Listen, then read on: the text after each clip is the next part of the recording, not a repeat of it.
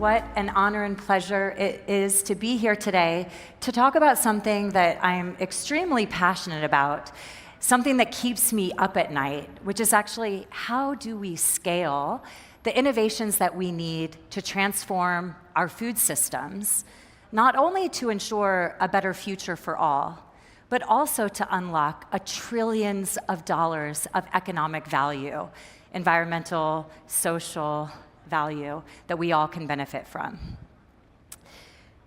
So I know we all know this information, but just as a reminder, we are in a climate emergency, and it's starting to feel like a broken record. Not just because we are literally breaking records. This year, we're expected to exceed the 1.5 degree target that scientists have been warning us about for decades. But it's starting to also sound like a broken record. Time and time again, we're meeting, having high-level meetings about how to address the climate emergency, and we're talking about change, but we're not really seeing that change happen with the speed and scale that it needs to. And unfortunately, this is a slide that I need to update on a near monthly basis. We're seeing the impacts of the changing climate affecting every corner of the planet. Once in a lifetime, weather emergencies are happening now almost every month. And what's even more ironic is that they're happening in the same place. We're having a dual impact of too much water in the form of floods, but also too little water in the form of droughts. And this is affecting the livelihoods of farmers and the ability for us to meet the needs that we have for food and calories. And the ripple effects are coming not only to farmers, but to all of us, to consumers. We're feeling the effects of food inflation, which is having ripple effects to economies and to political outcomes.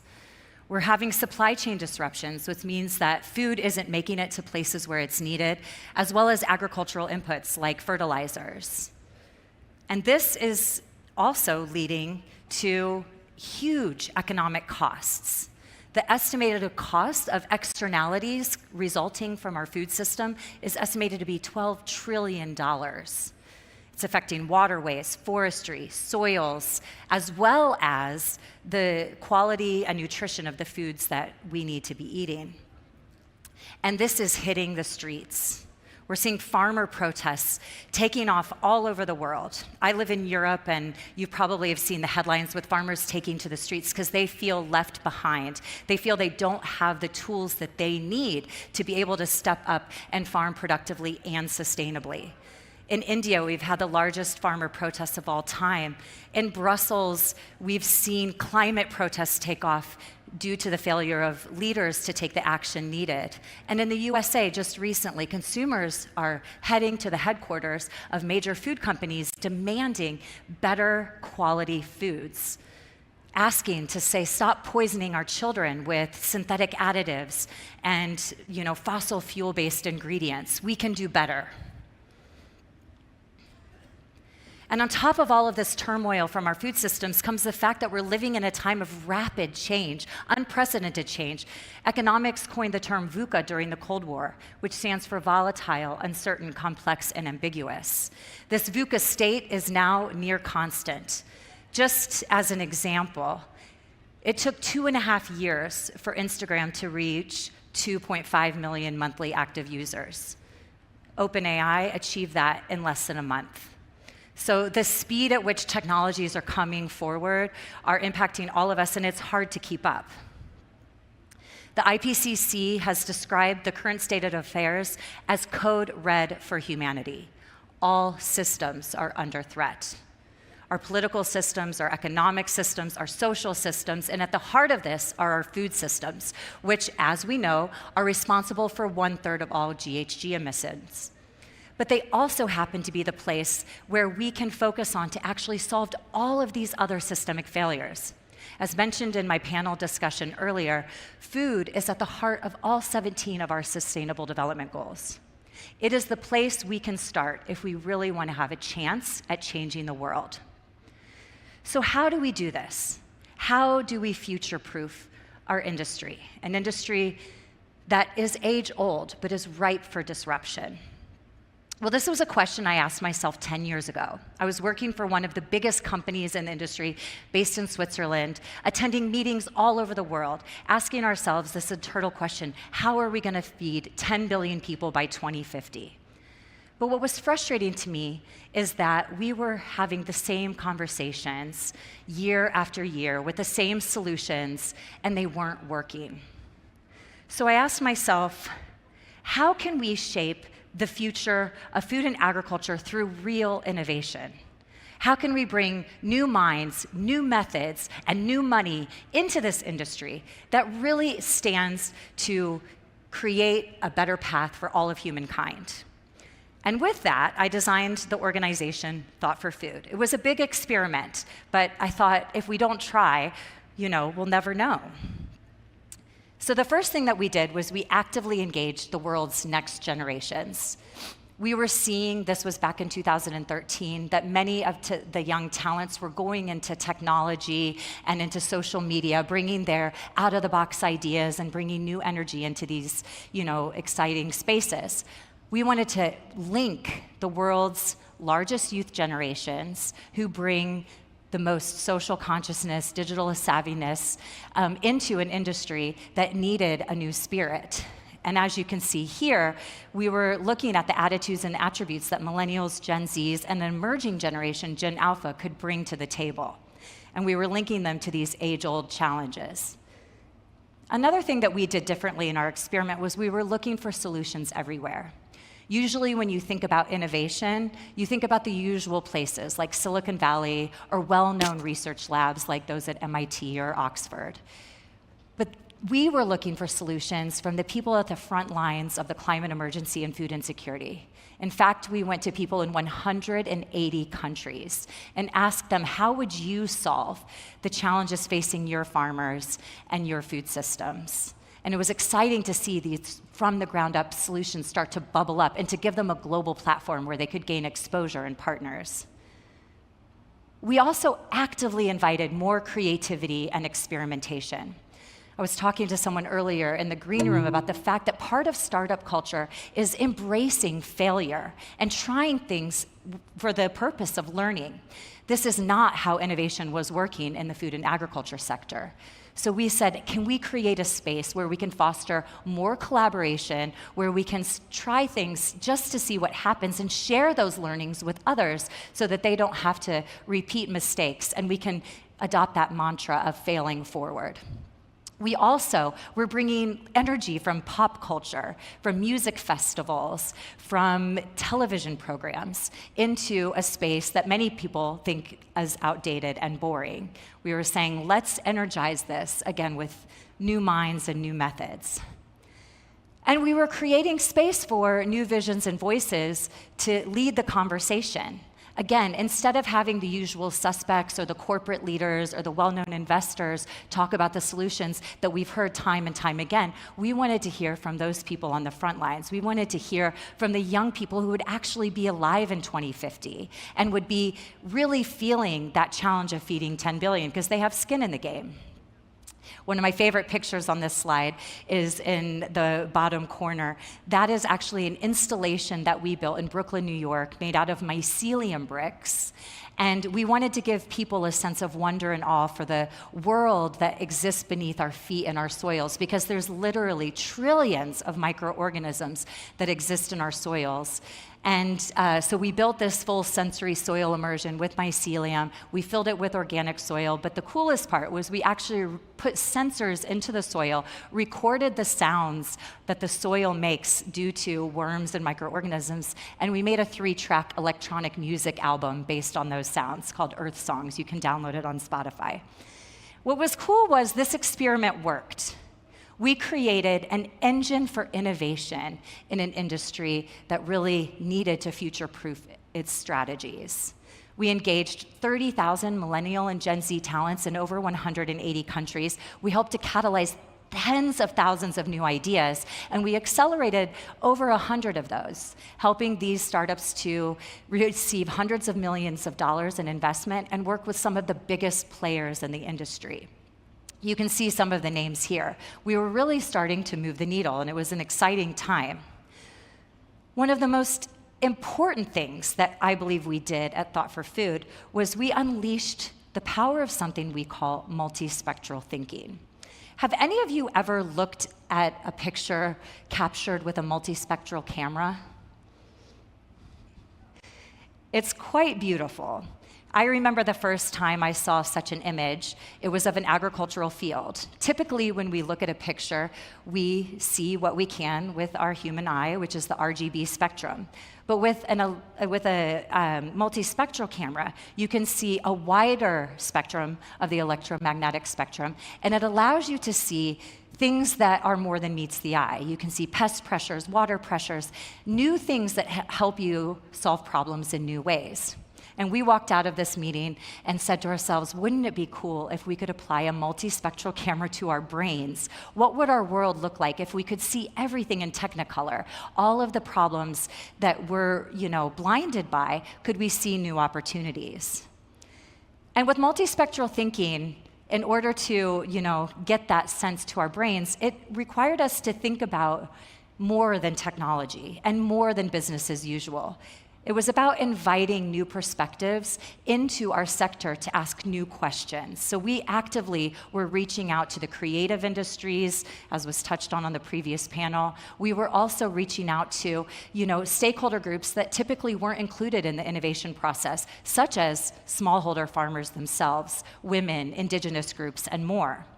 And what we realized is that this approach actually leads to more comprehensive insights and therefore better solutions to the challenges we were facing. Typically, when we think about solving a problem, we think about one technological intervention. And unfortunately, that can cause unintended consequences, which then we have to manage and spend time on over the long term. But could we prevent or at least minimize some of those unintended consequences by taking this more holistic approach? The key characteristics of how to think and act in a multispectral way involve being multidisciplinary in your innovation approach, thinking systemically, thinking about your role in the agricultural and food value chain, but also about how your interventions impact other value chains and other parts of the planetary systems in which we exist.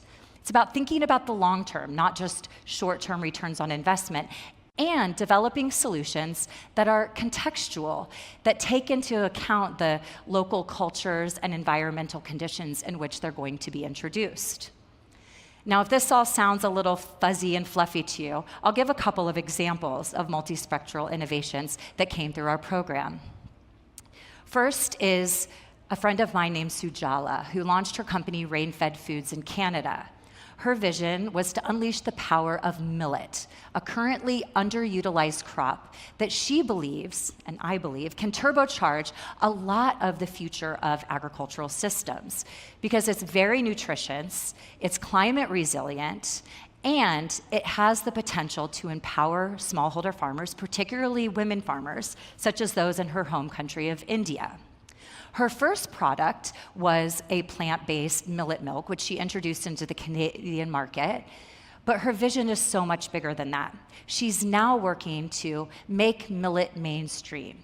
She's working to launch breeding programs around millet. She's working to launch digital agronomy programs that can support farmers to grow millet in more productive and sustainable manners, and to link these smallholder women farmers to global supply chains, bringing millet into the future and cracking that nutrition and sustainability nexus through something we call a next-gen cropportunity. Another example is my friend Ramon in Mexico and his startup, Umica. They're focused on bringing the power of biochar, an ancient technology believed to have been developed over 2,000 years ago in the Amazon, into the future using artificial intelligence.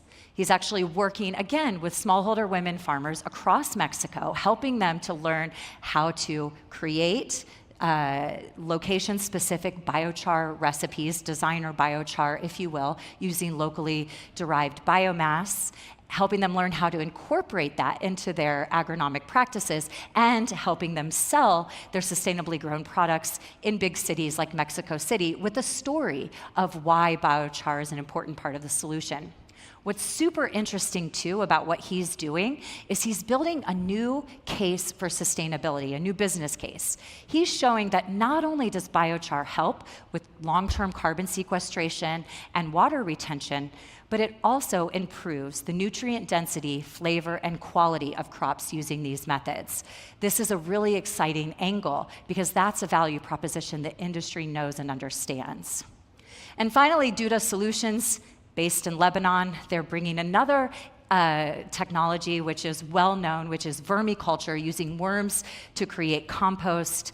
They're bringing that to scale, actually. Often these types of technologies are seen as hobbyist solutions for backyard gardeners, but NADA is showing that we can do this at industrial scales using tons of municipal waste, converting that to vermicompost that then can be applied for all kinds of agricultural systems, indoor agriculture through to field agriculture. What's really interesting is she's also incorporating biotech and nanotech into her production processes. So again, bridging two worlds that were previously seen as disparate, high-tech biotechnology, which used to be vilified by consumers and some sustainability groups, into a more sustainable future of food. That bridge is really important for multispectral thinking. I have a database of thousands of solutions like these from all corners of the planet. They're choosing to build the solutions for our food future the harder way, but the better way. These are the ones that can have long-term impact. They're doing it right, and they're not selling out for those short-term profits. We've helped many of these solutions get into pilot projects with some of the biggest players in the industry, you can see here, to showcase what they're capable of doing and to help to change those industry norms and practices. But I want to be honest with you, we're stuck. Despite having all of these solutions and countless pilot projects, we're stuck in an unworkable status quo because they are not scaling. And there's a few reasons why. Agriculture faces unique challenges when it comes to innovation and investment. If we are to think about a typical investor, when they go in to make an investment, they expect a return quickly and often have experience with B2B SaaS models, which simply do not work when it comes to agricultural systems. For one thing, agriculture has the word culture in it, and cultures are deep-rooted and hard to change. We're dealing with millions, hundreds of millions of smallholder farmers all over the world, each with their own unique types of practices and their unique context in which they're growing. So there's high levels of fragmentation. We're also dealing with big companies who hold a lot of power in our food system and therefore don't have a lot of incentive to change. All of this leads to the fact that I just mentioned. Promising startups don't scale, investor returns fall short, and the progress we see is slow and incremental, especially when you compare to other sectors where we've seen the power of moving fast and breaking things and bringing big change at scale. I mean, AI is a great example of that. The problem is we're stuck in a perpetual cycle of pilots and a status quo that is literally killing people on the planet. Over the past couple of years, the world has been experiencing a capital drought, a funding winter, as it's called by investors. This has hit the food and agriculture sector particularly hard, and there's a number of reasons why, which I can share with you after this session or in a Q&A. The problem is we're seeing companies go under when they don't necessarily deserve to. A recent study from McKinsey showed that there were $6 billion in economic losses from 30 companies that were invested in, that their funding dried up. And the problem wasn't because they were bad companies. The problem was because they were facing those unique challenges and realities that is unique to our sector. So my message to all of you, whether you're a corporate innovator, a startup, or an investor, now is the time to play offense. We don't have time to play small. We don't have time to be incremental. We can do this. A transformation of food systems is needed, it's possible, and there's a big upside. As mentioned in my session earlier, we're experiencing $12 trillion in annual economic losses. It's estimated it will cost $400 billion annually to transform our food systems, and that $4.5 trillion of economic innovation opportunities will be unlocked by taking action. So what are we waiting for? We have billion-dollar problems ready to be solved. We have the technologies that we need to solve them. We have solutions that are ready to go. They're hot trends right now, like regenerative ag, traceable supply chains, alternative proteins. And most importantly, we have people that are bringing these multispectral approaches that will not only deliver a return on investment, but a return on impact. And all of this will lead to trillions of dollars in economic value. We call these giga opportunities. We have to think and act at giga scale in food and agriculture. And we're ready to go. How are we going to do this? We need to break through the barriers that inhibit scalability. That means we need to work with startups and help them develop appropriate solutions that meet farmer needs, help them really have that product market fit, help them connect with corporations and partners who can help them to scale and penetrate the market. And we have to educate investors about what it takes to invest in this sector and create the impact that they're looking for. We need cross-sector collaboration. Earlier today in my panel, we talked about the digital divide. The digital divide exists in agriculture not just because farmers literally don't have access to digital technologies, but also because of their age. The average age of the world's farmers is over 65 years old. We need to help bring a digital transformation into agriculture, and that will require working with technology companies and telecommunication companies, as well as with all of the value chain players. We need input companies, seed companies, and food companies to all be working together and breaking through silos. We're also passionate about unlocking these giga opportunities in what I like to call leapfrog markets. These are markets like the Kingdom of Saudi Arabia, Latin America, and Southeast Asia. Their food systems are in nascent positions, but have the chance to jump directly to advanced stages of progress and bypass incremental steps. These are the markets of the future, and they're the ones where we need to drive capital and attention to become the beacons of innovation for a climate-smart future. We also need to develop next-gen business models that don't just focus on value capture and business as usual, but actually on these multispectral approaches and open source and open and collaborative approaches, and on developing demand. I gave the example of Sujala and her millet. Many people don't know about millet, and if they do, there's a stigma associated with it as a poor people's crop, quote unquote.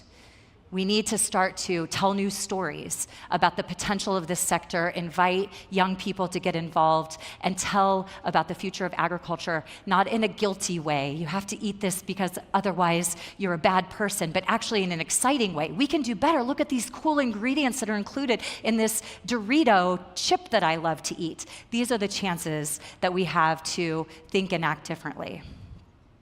We also need to disrupt the innovation paradigm, particularly that led by corporations.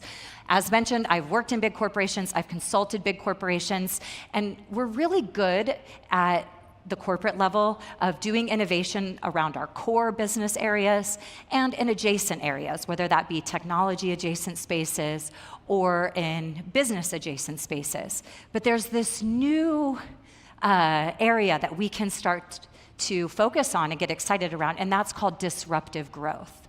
I had the chance of working with an international organization, AB InBev. They used to have a chief disruptive growth officer whose job was literally to scour the planet for innovation spaces and startups that could put their company out of business. And his job was to either partner with them, buy them, or learn from them. I think we all have the chance as innovators to be thinking about what are those disruptive growth opportunities that right now seem threatening or out of reach, but could actually power the future of our business and unlock these enormous giga opportunities. So with that, I'd like to invite all of you to think giga. Dare yourself to dream big, and not just to dream, but to act. It's time for us in food systems to think about iconic innovation that can make planetary impact, because as mentioned, there's no time to play small.